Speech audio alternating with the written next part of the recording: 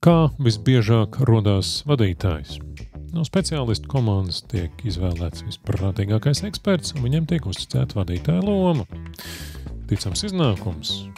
Biežāk tiek zaudēts labākais eksperts un iegūts daraņķīgs vadītājs. Jautājums, kāpēc tā? Tāpēc, ka labām ekspertām, labām vadītājiem nepieciešamās kompetences un pasaules skatījums ir nevis tā kā atšķirīgs, bet tā, ka pilnīgi pretējs.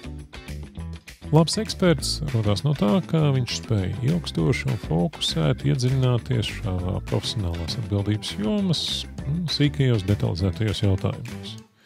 Labs vadītājs rodās no tā, ka viņš ierauga vīdes un organizācijas kopīgo lielo bildi un savas komandas cilvēkus.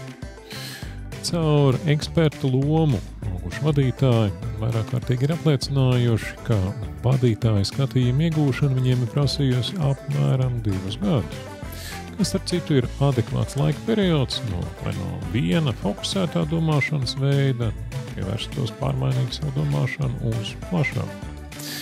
Jautājums, vai ir iespējams vadītāja skatījumu iegūt ātrāk? Man atbildi ir jā, protams.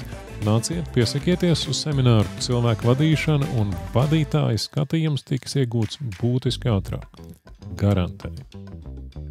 Kāpēc vadītājam uz savu darbinieku situāciju un varēšanu būtu vērts koncentrēties vairāk nekā pašam uz savu darīšanu? Tāpēc, ka vadītājs ir cilvēks, kurš rezultātu sasniedz ar citu cilvēku rokām. Kas būtu jādara vadītājiem ikdienā, lai viņi būtu vispār iemesls saukt par vadītāju?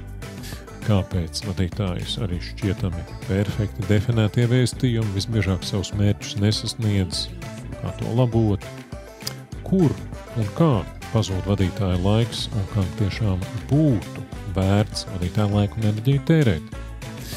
Ja kāds no šiem jautājumiem norezonēja un tu vēlies priekš sevis iegūt profesionālu skaidrību, tad nāc uz www.mastertraining.lv un piesakies semināram cilvēku vadīšanu.